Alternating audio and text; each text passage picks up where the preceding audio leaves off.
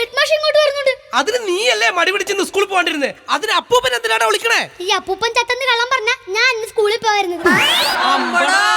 അയ്യോ, ഇതെന്താ കവളത്തൊരു പാട്? അതാ രാജു തല്ലിയതോ. രാജു എന്തിനാണ് നിന്നെ തല്ലിയത്? വല്ല കുരുത്തക്കേട് കാണിച്ചു കാണുമല്ലേ? ഞാൻ എന്നിട്ട് 2 കൊടുക്കട്ടെ ഡാഡി?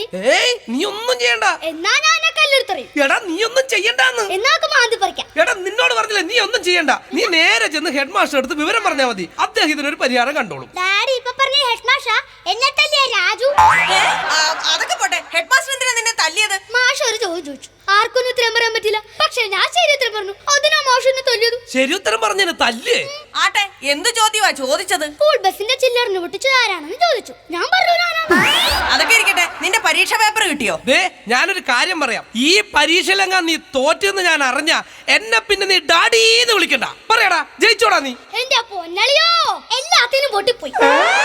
പിന്നെ ഒരു വിഷയത്തിന് മാത്രം ഞാൻ ജയിച്ചു. ഏത് വിഷയത്തില്? കണക്കിന്. അതെങ്ങനെയാണ് നീ കണക്കിന് മാത്രം ജയിച്ചത്? സുഖമായിട്ട് കോപ്പി അടിച്ചു. അപ്പൊ ക്ലാസ്സിൽ സാറൊന്നുമില്ലേ? ആദ്യം സാർ അങ്ങോട്ടും ഇങ്ങോട്ടും നടന്നുകൊണ്ട് എനിക്ക് കോപ്പി അടിക്കാനേ പറ്റിയില്ല. അവസാനം ഒരു തുണ്ട് പേപ്പറിൽ ഒരു കുറിപ്പ് എഴുതി ഞാൻ സാറിന് കൊടുത്തു. അത് വായിച്ചു നോക്കിയതും സാർ ഒറ്റയിരിപ്പ്. പിന്നെ അവിടെ നിന്നിട്ടില്ല. ഞാൻ സുഖമായിട്ട് കോപ്പി അടിച്ചു. നീ സാറിന് എന്തോ എഴുതി കൊടുത്തത്? സാറിന്റെ പാന്റിന്റെ മൂട് കീറിയെന്ന്.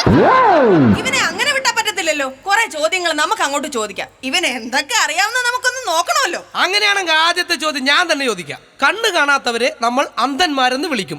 അങ്ങനെയാണെങ്കിൽ ചെവി കേൾക്കാത്തവരെന്ത് വിളിക്കും? എന്തും വിളിക്കാം. അതെന്താടാ? അവർക്ക് ചെവി കേൾക്കത്തില്ലല്ലോ. ഇനി അടുത്ത ചോദ്യം മലയാളത്തിൽ നിന്ന് തന്നെ ആയിക്കോട്ടെ. ആയിക്കോട്ടെ. കാലം പറയുക. സുമതി രമേശിന്റെ കൂടെ ഒളിച്ചോടി. എന്ത് കാലം? രമേശിന്റെ കഷ്ടകാലം. പര്യായം പറയുക. കാളയുടെ പര്യായം പറഞ്ഞേ. പശുവിന്റെ മാപ്പിള. കുരുത്തം കെട്ടവൻ. വെറുതെ അല്ലടാ നീ പരീക്ഷയ്ക്ക് തോറ്റത്. എടാ, ക്ലാസ്സിൽ ടീച്ചറിനെ ശ്രദ്ധിക്കാത്തത് കൊണ്ടാ നിനക്ക് മാർക്ക് കുറയുന്നത്. എന്നിട്ട് ടീച്ചർ അങ്ങനെയല്ലല്ലോ പറഞ്ഞത്. എന്ത് പറഞ്ഞു? ഞാൻ ടീച്ചറെ തന്നെ ശ്രദ്ധിച്ചിരിക്കുന്നത് കൊണ്ട് എനിക്ക് മാർക്ക് കുറഞ്ഞു.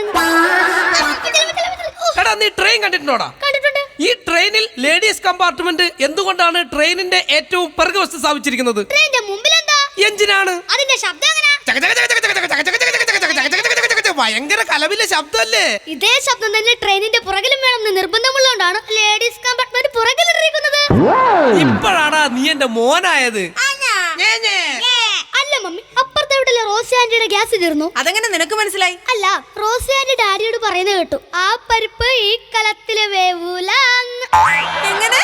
Next question. കുളക്കടവിലെ മീനുകൾ എന്തുകൊണ്ടാണ് ഇടക്കിടക്ക് തലയെത്തിച്ച് നോക്കുന്നത്? കുളിസീൻ കാണാൻ.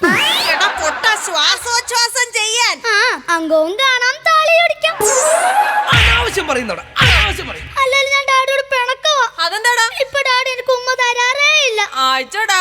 എടാ ഡുണ്ടു, നീ ഇപ്പൊ എത്രാം ക്ലാസ്സിലാ പഠിക്കുന്നത്? UKG. നീ UKG-യിൽ നല്ല മാർക്കോട് കൂടി പാസ്സായി പഠിച്ച് പഠിച്ച് പഠിച്ച് +2 ഒക്കെ കഴിയുമ്പോ ഡാഡി മോന് കെട്ടിപ്പിടിച്ച് ഒരുപാട് ഉമ്മ തരും. പിന്നെ സ്കൂള് പോലും കണ്ടിട്ടില്ലാത്ത ഇവിടുത്തെ വേലക്കാരിക്ക് ഡാഡി എന്തോരം ഉമ്മ കൊടുക്കുന്ന. Next question. ഈ സതിയും ചതിയും തമ്മിലുള്ള വ്യത്യാസം എന്താ? ഭർത്താവ് മരിച്ചാൽ ഭാര്യ ഭർത്താവിന്റെ ചിതയിലേക്ക് ചാടി മരിക്കുന്നതിന് സതി എന്ന് പറയും. അപ്പൊ ചതിയോ? ഭർത്താവ് ഇങ്ങനെ തടിപടി പോലെ നിൽക്കുമ്പോൾ ഭാര്യ മറ്റൊരുത്തന്റെ കൂടെ ചാടുന്നതിന് ചതി എന്ന് പറയുന്നു. Next question. ഇനി ഡാഡി അവയവങ്ങളെ കുറിച്ച് കുറച്ച് ചോദ്യങ്ങൾ ചോദിക്കാം. കണ്ണ് നമ്മൾ എന്തിനു ഉപയോഗിക്കുന്നു? കാണാൻ. ചെവി നമ്മൾ എന്തിനു ഉപയോഗിക്കുന്നു? കേൾക്കാൻ. മൂക്ക് നമ്മൾ എന്തിനു ഉപയോഗിക്കുന്നു? മൂക്കാൻ. അല്ല, ശ്വസിക്കാൻ.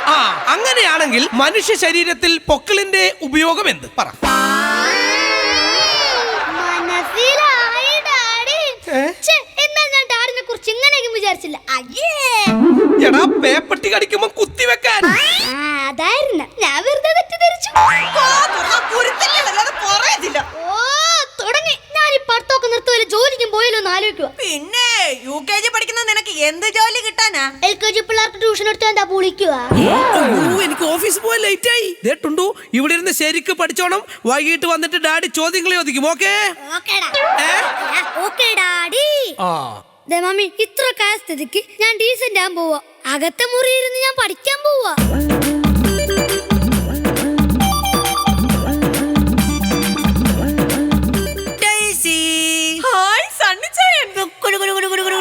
എന്റെ പൊന്നു മുത്തേ, നിന്റെ കെട്ടിയോൻ പോയോ? കെട്ടിയോൻ പോയി, പക്ഷെ ഡുണ്ടുമോൻ അകത്തുണ്ട്.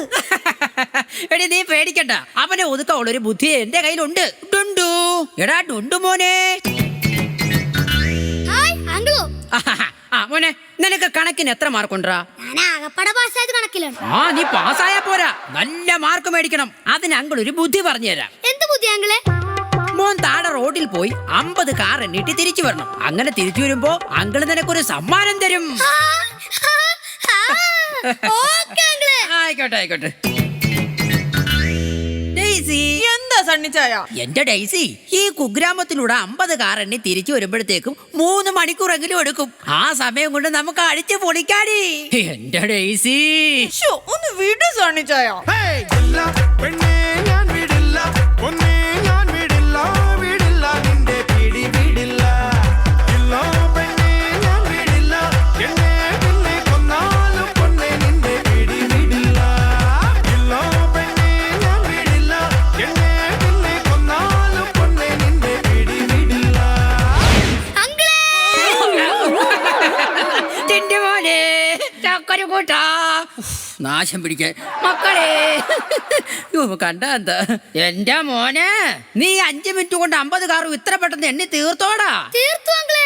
ഇന്ന് നമ്മുടെ അപ്പുറത്തെ വീട്ടിലെ തോമാച്ചന്റെ മകളുടെ കല്യാണം വരുന്നു. 50 കാറല്ലേ നേരം അങ്ങോട്ട് പോയത്. ഒറ്റടിക്കാൻ എണ്ണി തീർത്തു. അവനെ വെട്ടി മൂടാൻ കല്യാണം നടത്താൻ പറ്റിയ ഒരു സമയേ. പിന്നെ അങ്കിളെ, നേരെ കാണുന്ന അങ്കിളുടെ വീട്ടിലും ഇതുപോലെ എന്തോ ഒരു തരികട തെറ്റപ്പ് നടപ്പുണ്ട്. എന്റെ വീട്ടിലോ? അതെന്താണ് നീ അങ്ങനെ പറഞ്ഞത്? അങ്കിളുടെ മോനും എന്നെ പോലെ റോട്ടിലിറങ്ങുന്ന ബസ് എണ്ണിക്കൊണ്ടിരിക്കുവാ.